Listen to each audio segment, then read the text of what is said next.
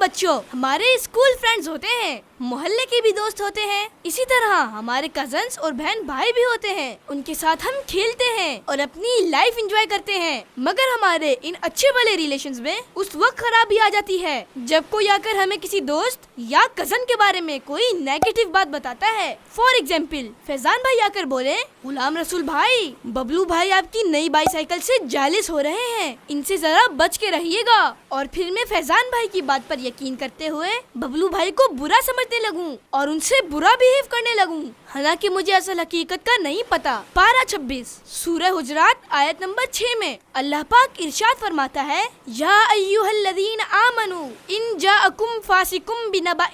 فتبینوا ان تصیبوا قوما بجہالۃ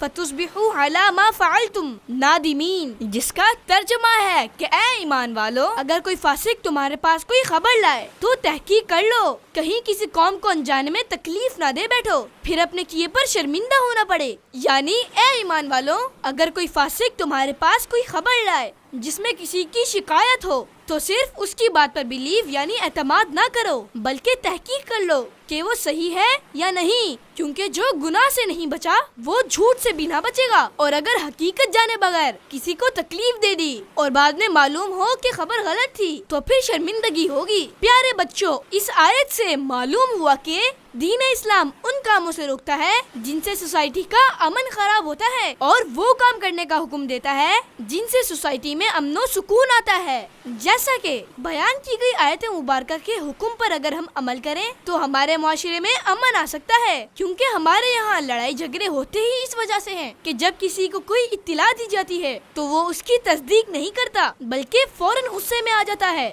اور وہ کام کر بیٹھتا ہے جس کے بعد ساری زندگی پریشان رہتا ہے۔ پیارے بچوں، اس آیت مبارکہ سے یہ بھی معلوم ہوا کہ غیبت کرنے والے اور چغل خور کی بات ہرگز قبول نہ کی جائے اور کسی کام میں جلدی نہ کی جائے، ورنہ بعد میں پچھتانا پڑ سکتا ہے۔